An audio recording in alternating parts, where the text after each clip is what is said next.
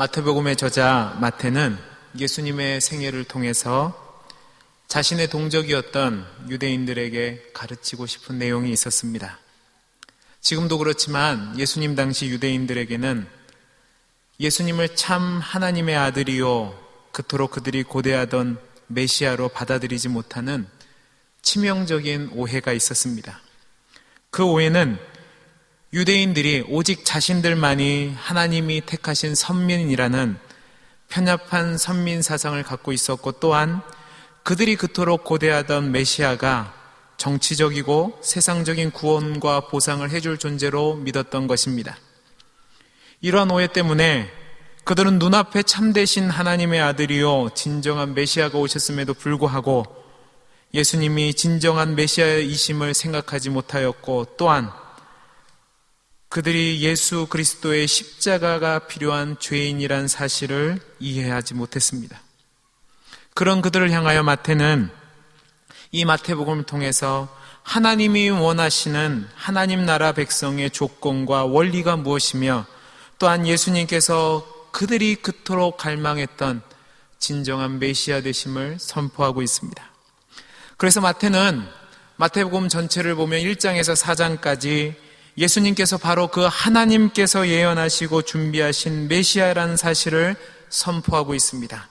그리고 이제 4장 말미에 와서는 드디어 예수님께서 메시아로서의 공생애를 시작하시는데 이렇게 기술하고 있습니다. 우리 4장 23절에서 25절 말씀을 같이 한번 읽어보겠습니다. 우리 같이 읽겠습니다.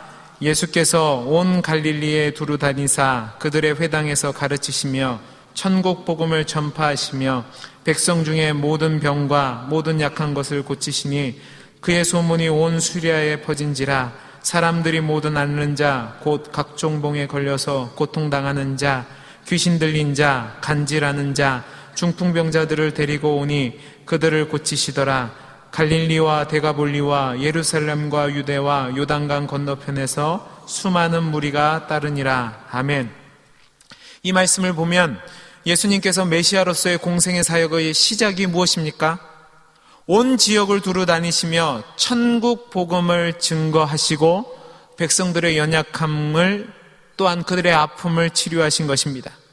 결국 참되신 메시아이신 예수 그리스도의 관심과 목적은 이 세상이 아니라 하나님 나라에 있었던 것입니다. 그래서 예수님께서는 자신을 따르는 수많은 무리들에게 천국 복음, 즉 하나님 나라의 복음에 대해서 전파하실 때에 마태복음 5장에서 7장까지 내용을 통해서 하나님 나라 백성의 삶의 원리가 무엇인지에 대해서 말씀하셨던 것입니다. 오늘 우리가 읽은 말씀은 마태복음 5장에서 7장까지 이어지는 산상수훈 그 내용 중에 있는 내용입니다. 따라서 우리가 오늘 본문을 제대로 이해하기 위해서는 산상수훈의 핵심 내용이 무엇인지 알아야만 합니다. 그렇다면 산상수훈의 핵심이 무엇입니까? 그것은 하나님 나라는 우리의 힘과 능력과 노력으로 얻어지는 것이 아니라는 것입니다. 그리고 그 하나님 나라의 백성의 삶의 원리는 이 세상의 삶의 원리와는 방향성이 다르다는 것을 말씀하고 있습니다. 이 세상 나라는 정치적, 군사적, 사회적인 힘이 있어야만 얻어지는 것입니다. 그래서 유대인들은 이것을 갖기 위해서 정치적인 메시아를 원했던 것입니다. 그런데 주님은 산상수훈을 통해서 그것이 아니라고 말씀하는 겁니다.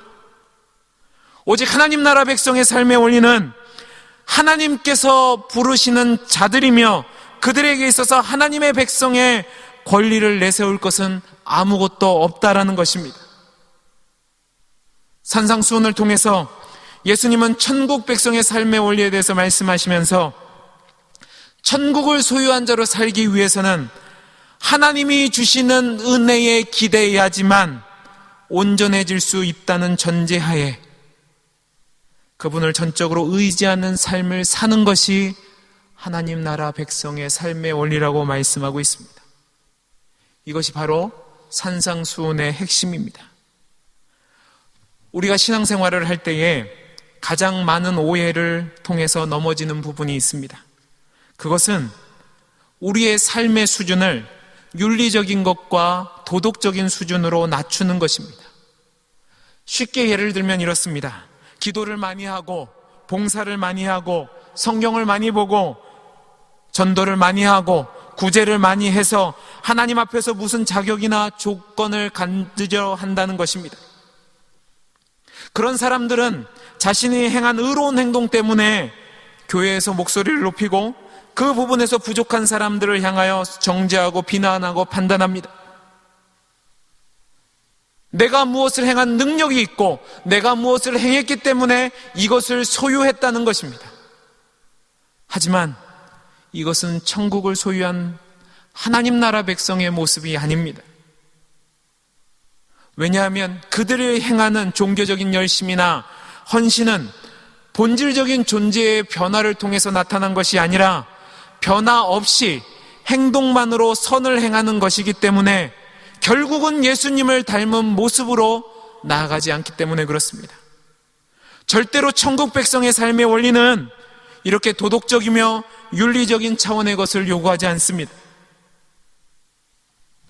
하나님 나라의 백성의 삶의 원리는 예수님을 알고 그 예수님과 관계를 맺겠다는 것입니다. 즉 예수님이 나의 삶의 중심이라고 고백하고 그 예수님을 철저하게 의존하는 존재가 되겠다는 다짐을 하는 것이란 말입니다. 그러므로 우리가 성도로서 하나님 앞에 행하는 선행이나 열심이 있다면 그것은 우리가 어떠한 자격을 얻기 위해서 또한 힘과 수준이 되어서 하는 것이 아니라 오직 하나님의 백성이 되는 은혜를 입었기 때문에 가능하게 된 것입니다. 즉 존재가 바뀌었기 때문에 행하게 된 은혜라는 말입니다.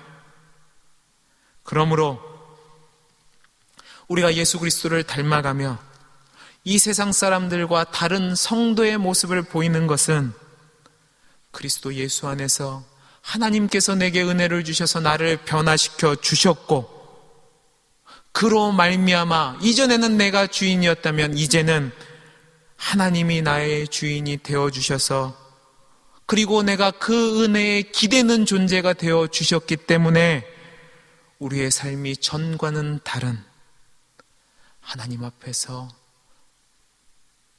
선을 행하는 또 하나님이 기뻐하시는 삶의 모습을 나타나게 되었다는 것을 인식해야만 합니다. 이러한 산상수훈의 이해가 있어야지만 오늘 우리가 함께 읽은 본문의 뜻을 명확하게 알 수 있습니다. 우리 다시 한번 오늘 말씀을 같이 한번 읽어보도록 하겠습니다. 7장 13절 14절 말씀입니다. 같이 읽겠습니다. 좁은 문으로 들어가라.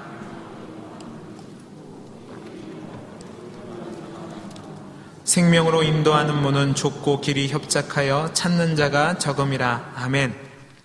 오늘 본문을 보면 두 문이 대조적으로 나타납니다. 한 문은 좁은 문이고 다른 한 문은 넓은 문입니다. 좁은 문은 생명으로 인도하는 문이고 넓은 문은 멸망으로 인도하는 문입니다. 여기서 우리는 교차로에 들어선 것과 같은 느낌을 받습니다. 반드시 어떤 길을 선택해야만 합니다. 여러분이라면 어떤 길을 선택하시겠습니까?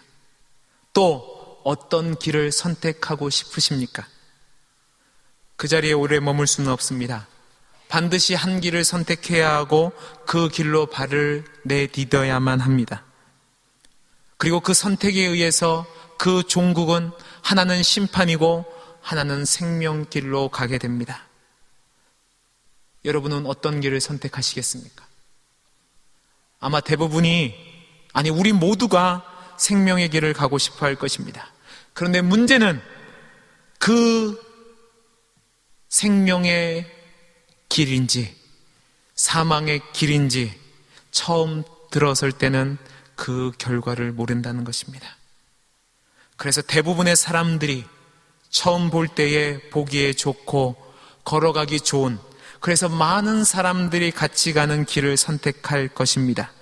그러니까 당연히 문도 크고 길도 넓은 것입니다. 그런데 문제는 그 길이 생명의 길이 아닌 멸망으로 인도하는 길이라는 것입니다. 이것이 바로 넓은 문입니다. 넓은 문은 세상 사람들이 함께 가는 세상 풍조에 흔들리는 물입니다. 그 길은 죄인된 인간의 본성이요 또한 하나님을 외면한 세상의 풍속을 따라가는 길입니다. 그래서 이 길은 예수님을 하나님의 아들로 인정하는 것을 거부하고 그것을 믿지 아니하는 길입니다. 이 세상의 풍속과 흐름에 몸을 맡겨서 자신이 원하는 쾌락대로 자신이 주인 되는 삶을 살아가는 것, 그것이 바로 넓은 길이요 모든 사람들이 가는 길입니다. 따라서 이 길은 가기가 너무도 쉽습니다. 그리고 많은 사람들이 같이 갑니다. 재미있는 일도 있습니다. 즐기며 갈 수 있습니다. 내 마음대로 내가 원하는 대로 그 길을 바꿔가며 갈 수 있습니다. 그런데 문제는 그 길의 끝이 멸망이고 심판이라는 것입니다. 예수님께서 이 좁은 문과 넓은 문의 비유를 하실 때에 예수님의 앞에 있던 수많은 사람들은 이 말의 의미를 그림처럼 받아들였을 것입니다. 왜냐하면 당시 예수님이 사셨던 예루살렘과 그 지역에는 성으로 된 마을들에 살았습니다. 성벽이 있었고 그 성에 들어오는 많은 문들이 있었습니다. 그 중에 가운데 있는 문이 가장 컸습니다. 그리고 물론 그 길도 넓었습니다. 그래서 이 문은 전쟁에서 승리한 장수들이 개선할 때 들어오는 길이었습니다. 사람들이 모두 전쟁에서 승리하고 돌아오는 군사들을 환영하는 모습을 생각해 보십시오. 많은 사람들이 그 길로 들어오고 싶었을 것이고 그 넓은 문을 부러워했을 것이고 글로 다니려 했을 것입니다. 반대로 예루살렘 성벽 후미진 곳에는 작은 문이 하나 있었습니다. 이 문은 아주 좁은 문이었습니다. 이 문은 이용하기 불편하기에 다른 문들이 다 닫힌 뒤에 꼭 필요할 때만 사용하는 문이었습니다. 비상문이었던 것이죠. 만에 하나 전쟁이 났을 때 적병이 그 속으로 한꺼번에 들어오면 안 되니까 그 주변의 길은 당연히 좁고 협착하고 어렵게 만들었습니다. 따라서 예수님이 좁은 문이 무엇인지 넓은 문이 무엇인지라고 얘기했을 때 그들은 그림처럼 넓은 문은 이런 거고 좁은 문은 이런 것이라고 생각했을 것입니다. 그런데요, 이 사람들은 이해가 되지 않는 거예요. 자신들이 원하는 길은 넓은 문인데 예수님은 좁은 문으로 가라는 겁니다. 그렇다면 예수님께서 말씀하시는 그 좁은 문이 무엇일까요? 많은 사람들이 예수를 믿는다고 하면서조차도 이 좁은 문과 좁은 길에 대해서 오해를 하고 따라갑니다. 첫 번째로 이야기하고 싶은 것은 좁은 문은 배금주의나 금욕주의가 아닙니다. 우리 말씀을 찾아서 함께 읽어보겠습니다. 6장 24절입니다. 우리 마태복음 6장 24절을 같이 한번 읽어볼까요? 같이 읽겠습니다. 시작. 한 사람이 두 주인을 섬기지 못할 것이니 혹 이를 미워하고 저를 사랑하거나 혹 이를 중히 여기고 저를 경히 여김이라. 너희가 하나님과 재물을 겸하여 섬기지 못하느니라. 아멘. 앞에서도 말씀드렸지만 산상수훈에 나타난 하나님 나라 백성의 삶의 원리는 하나님의 은혜의 통치 안으로 들어와 예수님을 나의 구주로 관계를 맺고 그분께 순종하는 삶을 사는 것이라고 말씀을 드렸습니다. 그 큰 흐름 속에서 예수님은 재물과 예수님을 겸하여 섬길 수 없다라고 말씀하신 것입니다. 그런데 사람들은 예수님과 재물을 겸하여 섬길 수 없다는 이 말을 오해해서 부에 대해서 집착해서는 안 된다는 것으로 배금주의로 또한 금욕주의로 나아갑니다. 예수님께서 여기서 말씀하신 재물이라는 것은 단순히 부에 대해서 말씀하시는 것이 아니라 주님을 대신하여 주인으로 모시는 것을 말합니다. 그런데 사람들은 재물이라는 그 단어에 집착하여 집중하여 모든 것을 버리고 금욕주의를 선택하는 것이 좁은 길로 가는 것이라고 오해를 합니다. 그래서 부에 대해서 모든 것을 터부시합니다. 그리고 정죄합니다. 하지만 성경을 읽어보면 주님은 한 번도 재물을 갖는 것에 대해서 죄라고 말씀하지 않으셨습니다. 문제는 재물이 있느냐 없느냐가 아닙니다. 기독교 역사를 보면 수많은 금욕주의자들, 배금주의자들이 있었습니다. 그들은 모든 것을 버리고 사막으로 들어갔습니다. 어떤 이들은 극단적으로 자기 몸을 괴롭히는 자들도 있었습니다. 그리고 그들은 그것을 통해서 구원을 얻을 수 있다고 생각했습니다. 그러나 주님이 얘기하시는 좁은 길은 이러한 배금주의나 금욕주의가 아닙니다.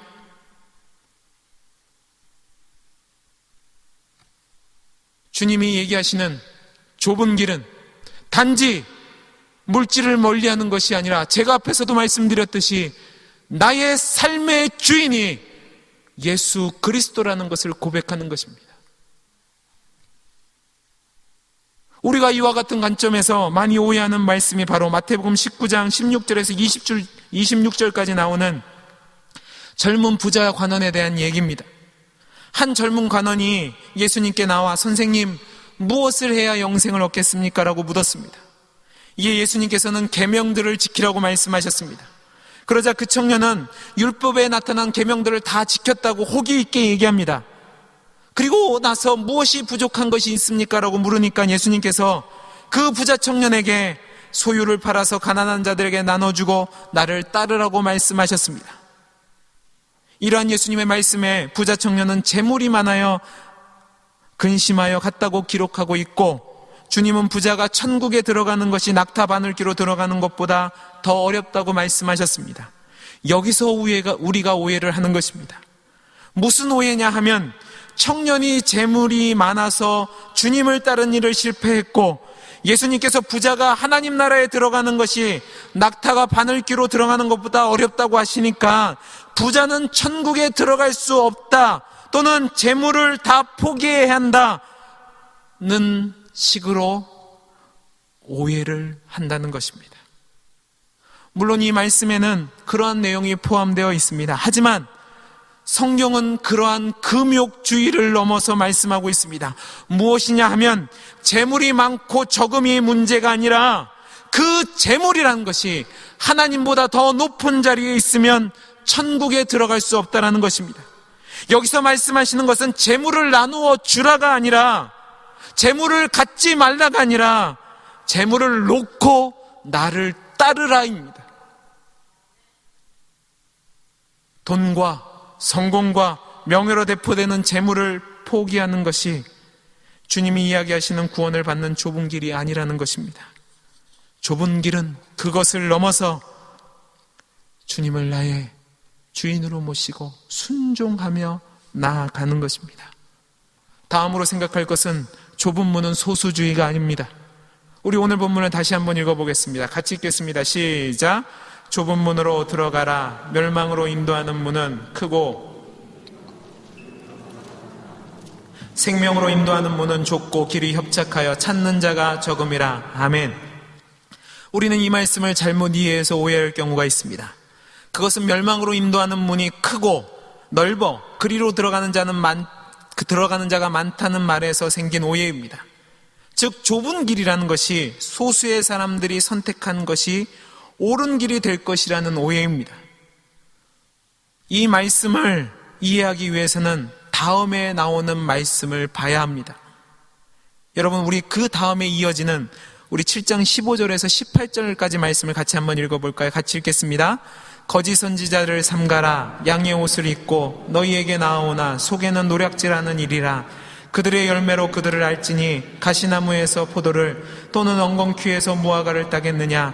이와 같이 좋은 나무마다 아름다운 열매를 맺고 못된 나무가 나쁜 열매를 맺나니 좋은 나무가 나쁜 열매를 맺을 수 없고 못된 나무가 아름다운 열매를 맺을 수 없느니라. 아멘. 우리는 이 말씀을 잘 봐야만 합니다.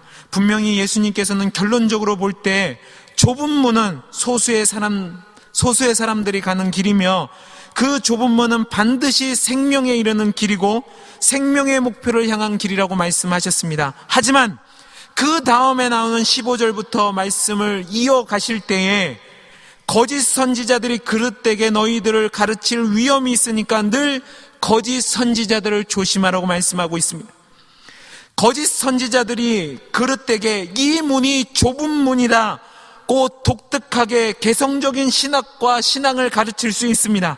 그리고 그 가르침이 많은 사람이 아니라 소수의 사람들이 따르는 길일 수 있습니다. 결국 소수라 해서 그것이 진리가 될 수 없다라는 말입니다. 그렇다면 진리를 무엇으로 구별합니까?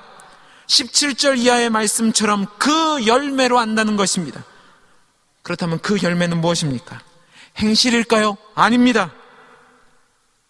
이 열매라는 것은 그 사람의 도덕적인 태도나 그 사람의 인품이나 그 사람의 선행을 얘기하는 것이 아닙니다. 바로 21절 말씀처럼 하늘에 계신 내 아버지의 뜻대로 행하는 자라야 들어가리라. 이 말씀처럼 하나님이 원하시는 뜻을 따라 나타나는 삶의 열매, 그것이 바로 하나님 나라를 소유한 좁은 길로 가는 사람들의 진리의 모습이라는 것입니다. 열매로 한다라고 했을 때 그 열매는 사람의 많고 적음을 갖고 얘기하는 것이 아니라 하늘에 계신 내 아버지를 믿는 사람이어야만 합니다. 또한 예수님이 하나님의 아들 되신 분이심을 믿어야 합니다. 또한 그 예수님을 믿는 믿음 가운데 내 생각과 내 뜻과 내 의지와 내 경험들을 내려놓고 비록 그 길이 힘든 길이라 할지라도 주님이 원하시는 길이라면 순종하며 나아가는 것, 내 자신을 드리는 헌신이 있는 것, 그것이 바로 천국을 소유한 좁은 길로 가는 자의 삶의 열매라는 말씀입니다. 예수님께서 이 좁은 문의 이야기를 하셨을 때 바리새인들을 보면 제가 지금 드린 말씀을 이해할 수 있습니다. 바리새인들은 예수님 당시에 소수의 사람들이었습니다. 그들은 정말로 하나님을 위해서 살기로 다짐했던 사람들이고 또한 하나님 뜻대로 살기 위하여 율법을 정해놓고 자신을 들여 헌신했던 사람들입니다. 그들은 많은 사람들이 정치적이고 물질적인 삶을 누리기 위해서 이방 문화와 타협했을 때에 하나님을 위해 살아간다고 하면서 소수의 길을 걸었고 자기 희생의 길을 걸었던 사람들입니다. 하지만 그들의 결과가 무엇입니까? 하나님의 아들 되신 예수 그리스도를 믿지 않았습니다. 그리고 그들은 주님을 위해서 모든 것을 희생한다고 고백하였지만 그들의 열매는 하나님의 아들 되신 예수 그리스도를 저버리고 그 예수님을 십자가에 못 박게 하는 죄를 범하는 삶의 모습을 드러내었습니다. 따라서 성도 여러분, 좁은 길을 간다는 것이 적은 사람들이 가는 길이라고 오해하지 마십시오. 사람의 수에 많고 적음이 아니라 하나님의 뜻대로 살아가는 것, 그것이 삶의 열매로 나타나는 것, 그것을 증거하는 삶이 바로 좁은 길로 가는 삶입니다. 마지막 세 번째로 우리가 오해하는 문은 바로 선행과 구제가 좁은 문이 아니라는 것입니다. 제가 앞에서 얘기했던 마태복음 19장 21절 22절 말씀에 이렇게 되어 있습니다. 예수께서 이르시되 내가 온전하고자 할진대 가서 내 소유를 팔아 가난한 자들에게 주라. 그리하면 하늘에서 보화가 내게 있으리라. 그리고 와서 나를 따르라 하시니 그 청년이 재물이 많음으로 이 말씀을 듣고 근심하며 가니라. 여기에서 오해가 생기는 겁니다. 부자 관원이 하나님 나라에 들어가지 못하는 이유가 소유를 팔아서 가난한 자들에게 도움을 주지 못했다고 오해하는 것입니다. 분명히 주님께서는 지극히 작은 자에게 하는 것이 나에게 하는 것이고 또 가난한 자와 고아와 과부에게 선대하라고 말씀하셨습니다. 따라서 우리가 하나님 나라 백성이라고 할 때에 불쌍한 자들을 돕고 가난한 자들을 돕고 구제하고 선행을 행하는 것은 우리의 기본적인 책임이라고 할 수 있습니다. 왜냐하면 우리도 주님께 갚을 수 없는 한량없는 은혜를 입었기 때문에 그 은혜를 입은 자로서 빚진 자로서 이웃을 향해 불쌍히 여기며 그 선을 행해야 될 책임이 있기 때문에 그렇습니다. 하지만 이웃을 섬기고 봉사하고 구제하는 것이 예수님을 따라가는 것을 대치해서는 안 됩니다. 부자 관원에게 예수님이 요구하신 것은 재물을 나눠주라가 핵심이 아니라 재물을 놓고 나를 따르라입니다. 많은 사람들이 진정한 그리스도인의 기준을 사회봉사나 구제나 섬김으로 대체하려는 경향이 있습니다. 절대로 아닙니다. 아니, 안 됩니다. 재물로 가난함을 돕는 것이 기독교 신앙의 본질이 되어서는 안 됩니다. 왜냐하면 이것은 다시 돌이켜 바리새인의 의로 가는 길이 되기 때문에 그렇습니다. 선을 행하며 자신의 의를 쌓아서 하나님께로 가는 것이 되어버리기 때문에 그렇습니다. 여러분, 사도 바울이 로마서에서 교회를 향하여 피를 토하며 외쳤던 복음의 내용이 무엇입니까? 사람의 의로는 결단코 하나님의 의에 도달할 수 없다는 것입니다. 하나님이 우리에게 율법을 주신 것은 그것을 지킴으로 하나님 나라에 갈 수 있다가 아니라 그 율법을 지킬 수 없는 무능한 존재가 나라는 것을 깨달아 구원을 얻는데 조건과 능력과 자격이 없음을 시인하고 온전히 예수 그리스도만을 붙잡으려는 것입니다. 그 예수 그리스도를 믿는 믿음으로 구원을 받는다는 그 은혜를 붙잡는 것이 진정한 복음이라는 것입니다. 말씀을 마치겠습니다. 사랑하는 성도 여러분, 예수님이 얘기하시는 좁은 문이 무엇입니까? 오해하지 마십시오. 금욕주의가 아닙니다. 소수의 사람이 가는 길도 아닙니다. 또한 선행이나 구제를 행하는 길도 아닙니다. 좁은 길은 내가 생각하기에 치사하다 해도, 내가 생각하기에 억울하다 해도, 내가 생각하기에 마음에 들지 않는다 해도 내가 하나님 앞에 구원을 얻는데 아무런 자격이 없음을 고백하고 하나님의 은혜에 기대는 삶을 살아가는 것입니다. 그래서 예수님을 나의 구주로 모시고 예수님만이 진정한 구원이요 생명임을 고백하고 그 말씀에 순종하는 삶을 살아가는 것입니다. 사랑하는 주영교회 성도 여러분, 여러분이 생각하는 좁은 길은 무엇입니까? 세상의 가치관에 흔들리지 마십시오. 하나님의 말씀에 기대어 진정한 좁은 길을 가는 저와 여러분이 되기를 간절히 소원합니다. 힘들 수 있습니다. 어려울 수 있습니다. 아플 수 있습니다. 심지어 죽음의 위협이 여러분들을 침몰시키기 위해서 여러분에게 다가올 수 있습니다. 하지만 주님의 은혜에 기대는 그 예수님을 나의 구주로 믿는 그 좁은 길이 진정한 생명이 있고 진정한 위로가 있고 진정한 평안이 있습니다. 예수님밖에는 없습니다. 예수님밖에는 없습니다. 그 신앙을 붙잡고 좁은 길을 걸어감으로 말미암아 영생을 소유하는 저와 여러분이 되기를 간절히 소원합니다. 아멘. 이제 다 같이 일어나셔서 찬송가 535장을 찬양하시겠습니다.